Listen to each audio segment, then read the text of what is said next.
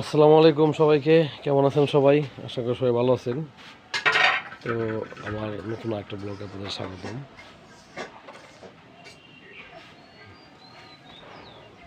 জিনিসটা মানে মর্মান্তিক, কষ্টদায়ক, বেদনাদায়ক না বললেই নয়। এত কষ্টের ফসল আমার যদি এভাবে নষ্ট হয়ে যায় তাহলে কার দোষ দিব, কার কাছে বলবো, কোন আদালতে মামলা করলে এদের বিচার করা হবে?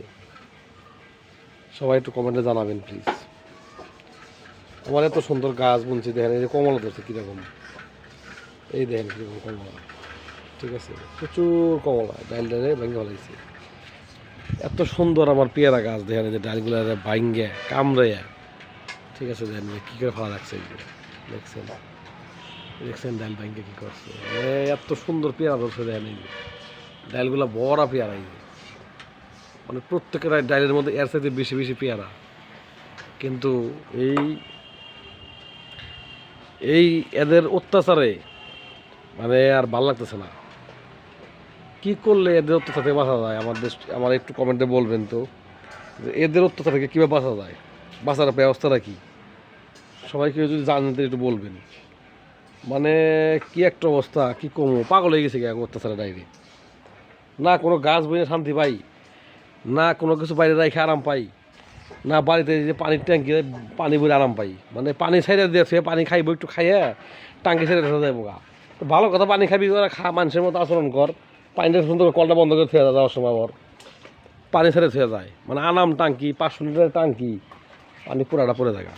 এই আগে অত্যাচারে শুধু, আর কিছুই না। বিশ্বাস করবেন, দেখেন কত সুন্দর ফুল, কত সুন্দর। এগুলো খায় না, ঠিক আছে, লেবু খাইব না, খাইব কি পেয়ারা, আম, তাহলে ফল খুব মজা, ঠিক আছে। দেখেন আমার এই যে আম গাছের শেষ, ওই যে ওই যাইছে, কইতে কইতে দেখেন এই যে কয়টা দেখছেন কেমন, এই যে গাছ উঠলো, ওই যে উঠলো, ঠিক আছে, ওই যে দেন, হ্যাঁ ওই যে দেন, ভালো নেয়, দেখছেন? মানে এইভাবেই সারা দিন চলছে। ঘরের চাল টিন ভাঙ্গে নষ্ট হয়ে গেছে একবার, ওই দেন, ওই যে দেখছেন দেখছেন কি একটা অবস্থা। মানে এইভাবে ওরা শুরু করে সারাটা দিন। গাছের আম মানে একটু একটু থেকে শুরু করে যা আছে ওই দেখেন কিনে নামে গাছের দিকে, দেখছেন? মানে কি কমু, একদম না পারতেছে কিছু করতে, না পারতেছে নিজে সহ্য করতে। আর এত স্বাদের গাছ, সেই জায়গায় যদি ওরা এরকম ডিস্টার্ব করে তাহলে কেমন লাগতে পারে? হ্যাঁ, কেমন লাগতে পারে কম দেখি? হ্যাঁ, এদের কি সুন্দর আগে বলছে, যে ওই যে এই যে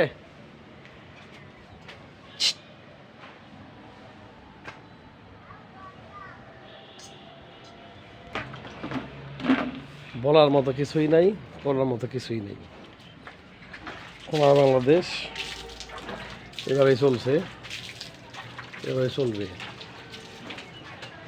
ওরা খাবেই ওদের বাপ দাদা সম্পত্তি গিলা, ঠিক আছে। দেখেন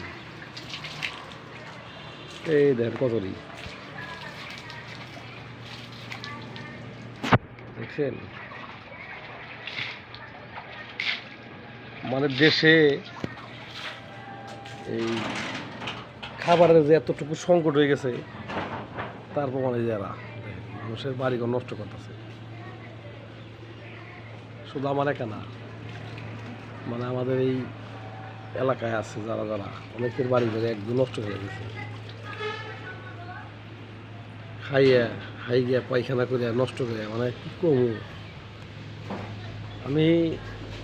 আমাদের ধামরাই সরকারি প্রশাসনের দৃষ্টি আকর্ষণ করতেছি যে আপনারা এই পানি সম্পদের থেকে একটু পশু প্রাণীদের একটু খাবারের ব্যবস্থা করে দেন, যার জন্য এদের একটু উপকার হয়। কারণ এদের উপকারের ব্যবস্থা না করলে কিন্তু মানুষের ক্ষতি করতেছে এরা।